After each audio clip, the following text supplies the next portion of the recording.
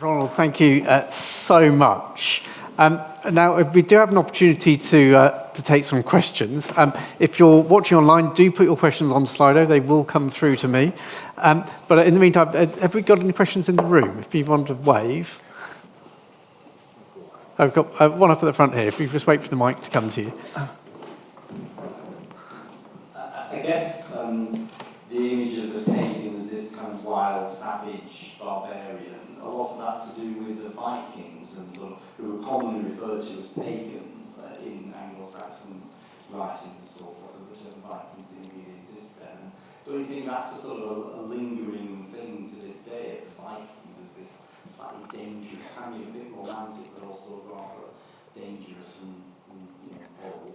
I think there's an element of that, but the Vikings are just one ingredient in the sense of pagans as, at their most dangerous, savage, uncivilized, and determined to wipe out both good religion and civilization together. Or a view of paganism as something essentially silly and irresponsible.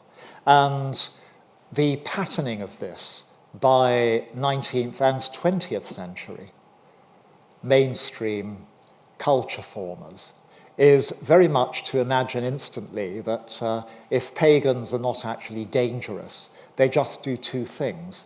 They take off their clothes and they dance. Because those are the two things which civilized, educated, mainstream Brits don't do, especially together. And it's become a very, very endearing image. In 1995, I was drafted for the first time onto the show The Moral Maze, chaired by a TV celebrity. And it was uncomfortable because they wanted to get a card-carrying pagan to come on, a public pagan, and they couldn't find anybody. So they brought on a Christian witch, which was rather defeating the object, and they brought on me to talk about paganism as an academic. And I did my best to explain that A, modern pagans existed in Britain, and B, they weren't dangerous and they weren't particularly silly either. You know, there's a reason for them being here, which I shall explore later in this lecture series. And the chair at the end, obviously feeling cheated, said gruffly, well, I suppose we have to tolerate these silly people who go around dancing naked in the rain. Now, I had never mentioned them dancing naked, rain or shine, but that's the stereotype. Any questions in the room? One right here up at the front.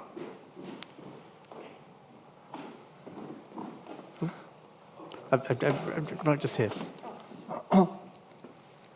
Thank you so much. That was really interesting again, and thank you for pointing out the different development in Britain, Germany, and France.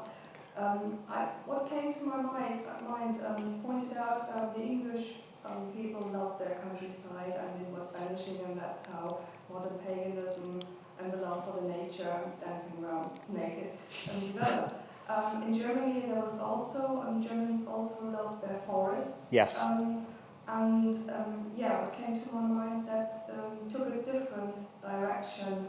Do you have an explanation for that, or was that too early? That was in the Romantic movement and not in the 1940s. So yeah. It's not too early.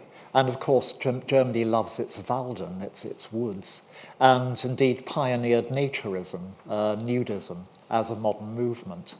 But paganism, as a language, got taken over by a more right-wing, a more conservative nationalist tendency, rather than a radical one. And so the people who identified with traditional Germanic paganism, instead of reviving it as a private thing in the way that the naturist movement, the nudist movement did, tended to see it through the lenses of Wagner as something mainstream to German pride, and infused it with a militaristic German nationalism that led to all sorts of complications in the 20th century. Thank you very much. I'll just take a question from the online audience before we go to the next one in the room. Chris Wood has asked, Why does this development occur in England as opposed to Britain, given the importance of the Celtic in modern paganism? Largely because the Celtic Romanticism tended to align very much with the medieval, because Celtic tradition is embodied in medieval Irish and Welsh literature. And that, at least in Ireland, that does have a pagan aspect to it. But it didn't have the same emotional power, because in Ireland, national revival turned to Catholicism as the faith of resistance to British conquest and Protestant supremacy.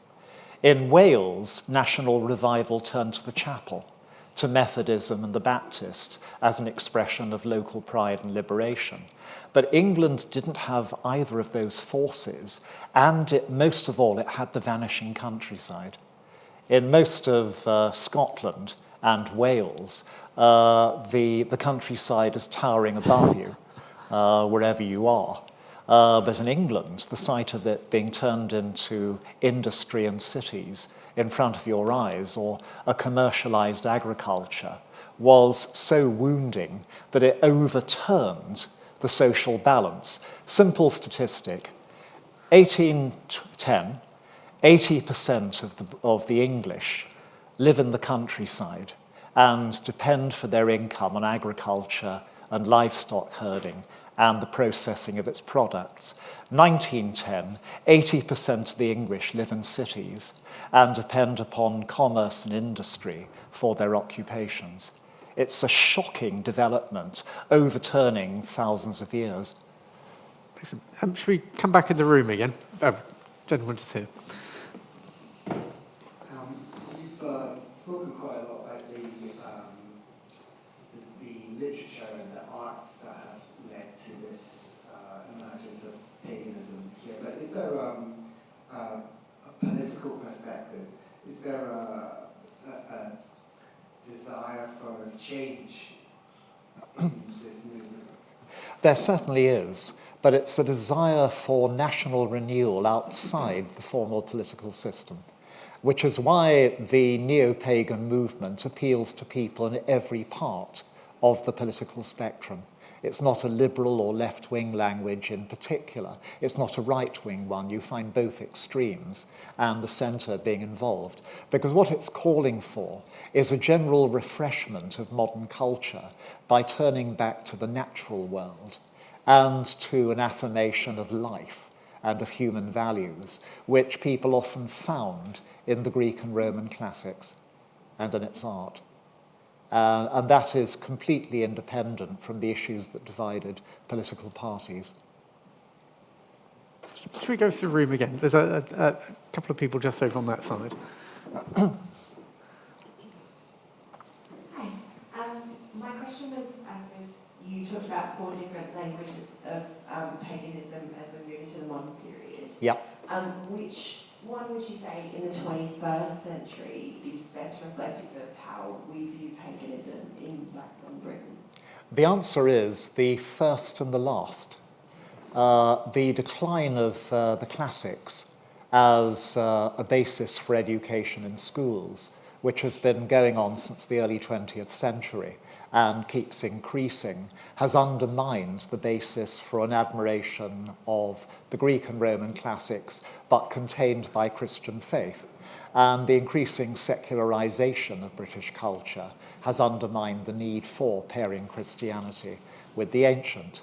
And theosophy never became more than the language of a political counterculture, although of a particular counterculture, although aspects like reincarnation, as said, diffused much more widely in society.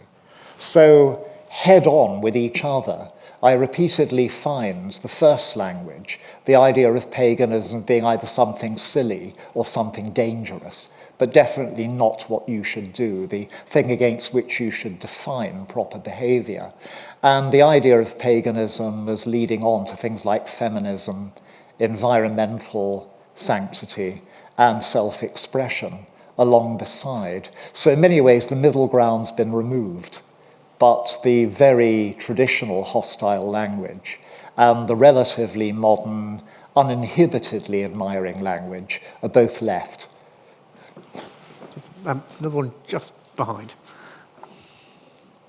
Hi, you were mentioning when you were talking about the romantics around kind of a focus, well, continuously a focus on nature, but a focus from them around kind of the environment.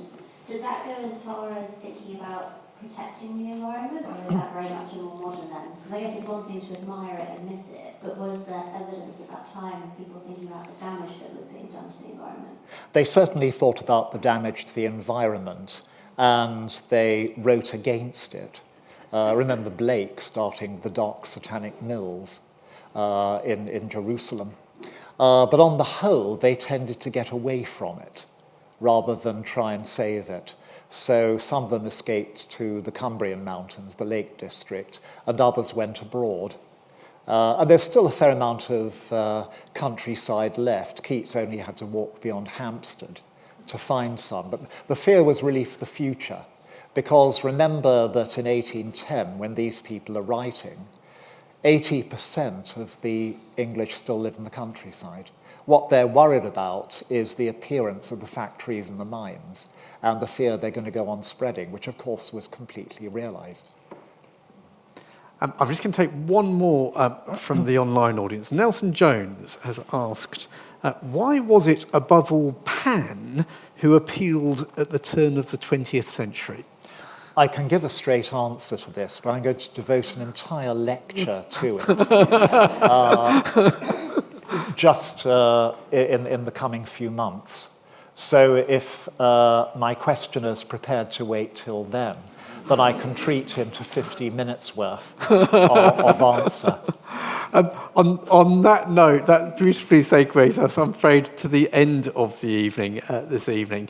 It is a nice reminder, if you have enjoyed this evening, do check out the college's YouTube channel. You can find much more of Professor Hutton and the other Gresham College professors there. So do take the opportunity to check out the channel and subscribe to it. But in the evening, for this evening, please join me in thanking the Gresham College Professor of Divinity, Professor Ronald Hutton.